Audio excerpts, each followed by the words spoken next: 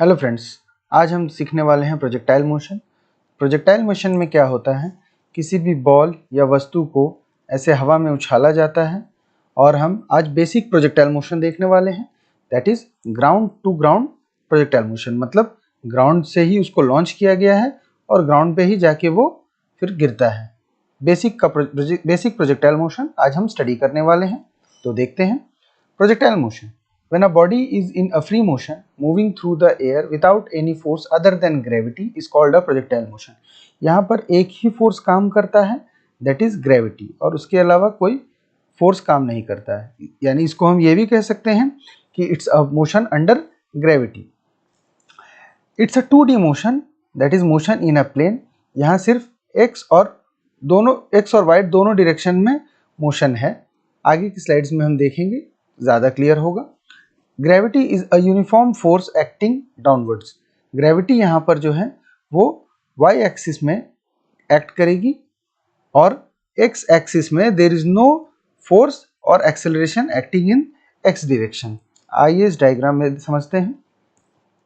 यहाँ पर point O से बॉडी को प्रोजेक्ट किया गया है और एंगल थीटा में बॉडी को प्रोजेक्ट किया गया है। आई मीन थीटा डिग्री पे विद द हॉरिजॉन्टल बॉडी को लॉन्च किया गया है। तो थीटा को एंगल ऑफ प्रोजेक्शन कहते हैं और बॉडी को लॉन्च किया गया है with an initial velocity u। Initial velocity u से लॉन्च किया गया है। तो u से जब वेलोसिटी से लॉन्च किया गया है तो उस u वेलोसिटी के दो कंपोनेंट बनते हैं, एक horizontal component u cos theta, एक vertical component u sin theta. आपने रेजोल्यूशन ऑफ वेक्टर्स में ये पढ़ा होगा कि जो एंगल थीटा जिस कंपोनेंट पे रेस्ट करता है वो u cos थीटा होता है और उसके म्यूचुअली परपेंडिकुलर जो कंपोनेंट होता है वो u sin थीटा होता है। तो इसे इनिशियल वेलोसिटी u से लॉन्च किया गया है, तो इसके दो कंपोनेंट बने, एक u cos थीटा और दूसरा u sin थीटा। आप एक चीज गौर करेंगे कि यहाँ पर x एक्सिस के अराउंड कोई भी फोर्स नहीं काम कर रहा है और इसीलिए x एक्सिस में कोई एक्सेलरेशन भी नहीं है।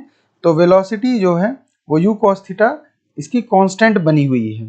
थ्रू आउट द मोशन इसकी वेलोसिटी u cos थीटा जो है वो कांस्टेंट बनी रहेगी, बट एक्सेलरेशन g जो है, I mean acceleration due to gravity g, वो जो है नेगेटिव x एक्सिस में नेगेटिव y एक्सिस में काम कर रहा है। तो उसकी वजह से जो उसका वर्टिकल वेलोसिटी है, वर्टिकल कंपोनेंट ऑफ वेलोसिटी जो u है वो हमेशा कम होता चलेगा। शुरुआत में कुछ वेलोसिटी होगी, थोड़ी देर बाद उसकी वेलोसिटी कुछ और कम होगी, थोड़ी देर बाद कुछ कम और होगी और इस फाइनली ए पॉइंट पे केवल हॉरिजॉन्टल वेलोसिटी रह जाएगा और वर्टिकल वेलोसिटी इस पॉइंट ए पे वर्टिकल वेलोसिटी जो है वो जीरो हो जाएगी। और अगर जीरो नहीं होती तो फिर बॉडी थोड़ा और ऊपर जाता, वहां पर इससे और ऊपर नहीं जा रहा है, इसका मतलब उसकी वर्टिकल वेलोसिटी जो है वो जीरो हो गई है। उसके बाद से आप नोट कीजिएगा बॉडी की डायरेक्शन चेंज हो गई है, क्योंकि वेलोसिटी वर्टिकल वेलोसिटी जो है कंटिन्यूअसली इस पॉइंट O से कंटिन्यूअसली पॉइंट A तक वेलोसिटी जो है कम होता रहा, कम होकर जीरो हो गया। उसके बाद सिंस g जो है gravitational force, I mean acceleration due to gravity जो है वो नेगेटिव y डायरेक्शन में काम कर रही है, तो उसके बाद से वेलोसिटी जो है रिवर्स हो गया और उसने b पर आकर वो लैंड कर गया। देखते हैं इंपॉर्टेंट कॉन्सेप्ट यहाँ पर नोट करने की बात यह है कि the horizontal component of the velocity that is u cos theta is constant throughout the motion since there is no force or acceleration acting in this direction. जैसा कि मैंने आपको यहाँ बताया कि x डायरेक्शन में कोई भी फोर्स या एक्सेलरेशन काम नहीं कर रहा है, तो x कंपोनेंट ऑफ वेलोसिटी जो है वो कांस्टेंट रहेगा। यहाँ पर भी u cos थीटा, यहाँ u cos थीटा, यहाँ पे u cos theta. Through out the journey उसकी x कंपोनेंट की जो वेलोसिटी होगी वो कांस्टेंट रहेगी। The vertical component of the velocity that is u sin theta is changing throughout the motion since gravity is acting in the downward direction. Hence initially the vertical velocity decreases up to the maximum height and after that it increases. Acceleration is acting in the direction, acceleration acting in this direction is g. जैसा कि मैंने आपको बताया कि acceleration due to gravity जो है वो negative y direction में काम कर रहा है। तो उसकी वजह से क्या हो रहा है, जब बॉडी को लॉन्च किया गया इस पॉइंट O से, तो उसके बाद उसकी वर्टिकल वेलोसिटी कंटिन्यूअसली कम होती रही टिल A तक। A पर पहुंचने के बाद उसकी वर्टिकल वेलोसिटी जो है पूरी 0 हो गई, और उसके बाद उसकी वर्टिकल वेलोसिटी फिर से बढ़ने लगी, but in negative y direction, जबकि हॉरिजॉन्टल वेलोसिटी कांस्टेंट रहा। और एक्सेलरेशन ड्यू टू ग्रेविटी जो है वो वाई डायरेक्शन में एक्ट कर रहा है और इसकी वैल्यू g है। At the point of maximum height the vertical velocity is 0 but horizontal velocity is u cos theta. आइए कुछ इंपॉर्टेंट पैरामीटर्स समझते हैं। पहला है time of flight. Time of flight क्या है? The time spent by the projectile in motion that is in air is called time of flight. यानी point O से लेकर पॉइंट B तक पहुंचने में उसे जो समय लगा, इस पूरे पाथ को ट्रेस करने में उसे जो समय लगा, उसे ही हम टाइम ऑफ फ्लाइट कहते हैं। मतलब O से B तक आने में जो लगता है उसे हम टाइम ऑफ फ्लाइट कहते हैं। Horizontal range. हॉरिजॉन्टल रेंज क्या है? The distance travelled by the projectile in a horizontal direction, that is distance between O and B in this picture. O और B के बीच में जो ये डिस्टेंस है इसे हॉरिजॉन्टल रेंज कहते हैं और इसको डिजिग्नेट किया जाता है R से। तीसरा है maximum height. The height reach by the projectile during its flight. ये जो पॉइंट है O से C के बीच में जो डिस्टेंस है, ये जो आप देख पा रहे हैं A से C के बीच में जो पॉइंट है, डिस्टेंस है, इसे मैक्सिमम हाइट कहा जाता है। यानी एक जर्नी के दौरान प्रोजेक्टाइल मैक्सिमम हाइट कितना अटेन कर पाता है, यानी maximum distance travelled in y direction, उसे ही हम मैक्सिमम हाइट कहते हैं। आइए अब एक एक को हम इसको डिराइव कर कर देखेंगे। टाइम ऑफ फ्लाइट, सबसे पहला पैरामीटर हमारा था टाइम ऑफ फ्लाइट।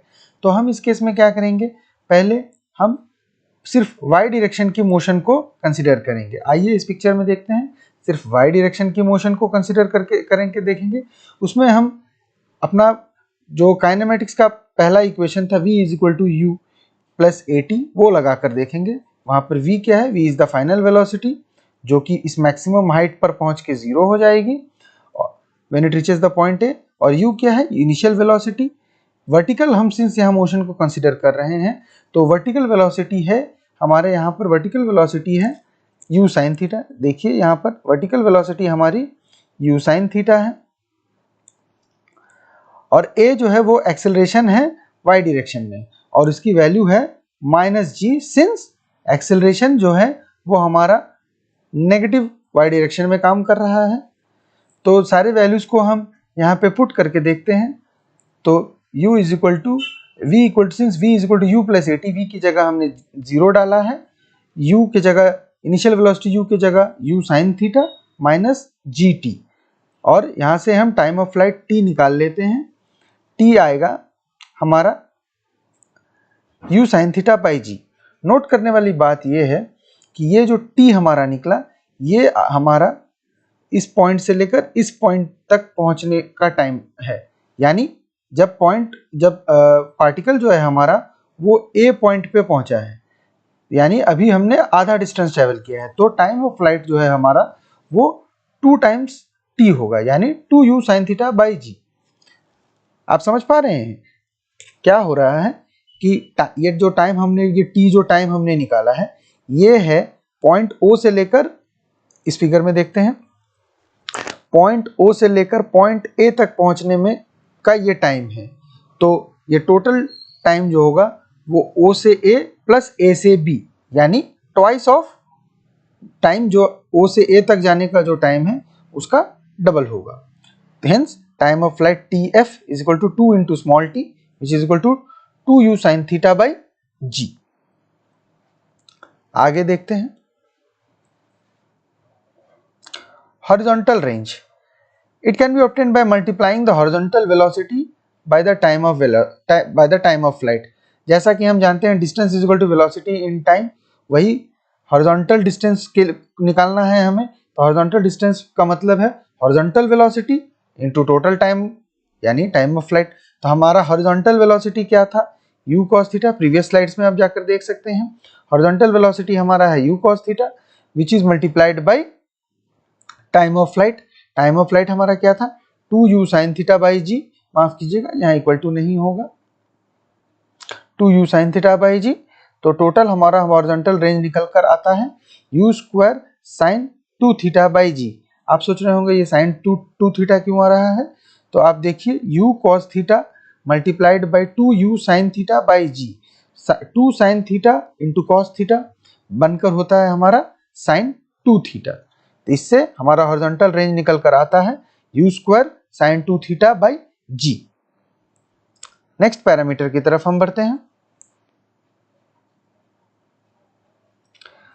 अब हम देखते हैं कि क्या मैक्सिमम रेंज खोने के लिए हमारा क्या कंडीशन होना पड़ेगा। तो हमने अभी देखा रेंज का फॉर्मूला क्या है हमारा u square sin 2 theta by g. यहाँ पर g तो कांस्टेंट है, एक्सेलरेशन ड्यू टू ग्रेविटी तो कांस्टेंट है। तो for a fixed u that is for a particular initial velocity r will be maximum when sin 2 theta is maximum. यानी जब हमने किसी एक वेलोसिटी को चुन लिया है तो उस केस में हमारा रेंज जो है वो मैक्सिमम कब होगा, जब हमारा sin 2 थीटा मैक्सिमम होगा। और sin 2 थीटा की मैक्सिमम वैल्यू होती है 1 which is equal to sin 90। Therefore theta is equal to 45 degree. यानी थीटा इक्वल टू 45 डिग्री पर यदि हम किसी भी प्रोजेक्टाइल को प्रोजेक्ट करेंगे तो वो मैक्सिमम रेंज कवर करेगी। 45 डिग्री पे यदि हम प्रोजेक्ट करते हैं तो वो मैक्सिमम रेंज हमारा कवर करेगी। नेक्स्ट देखते हैं।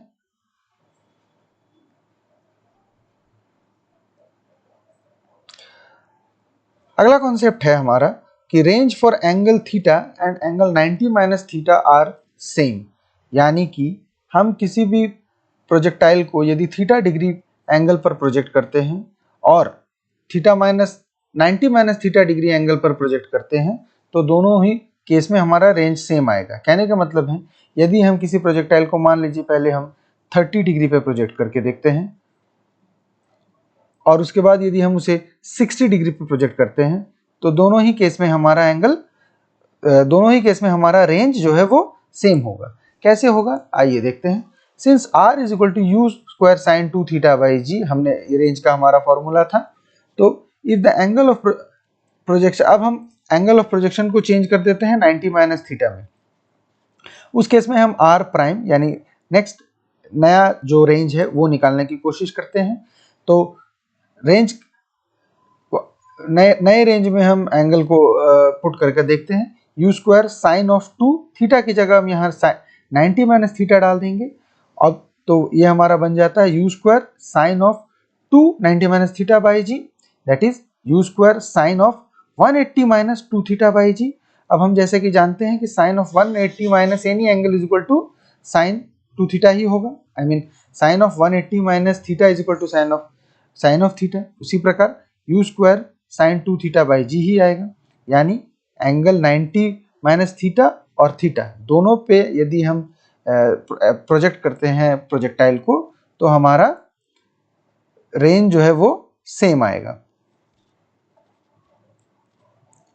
अगला कॉन्सेप्ट हम देखते हैं, मैक्सिमम हाइट का कॉन्सेप्ट हम देखते हैं।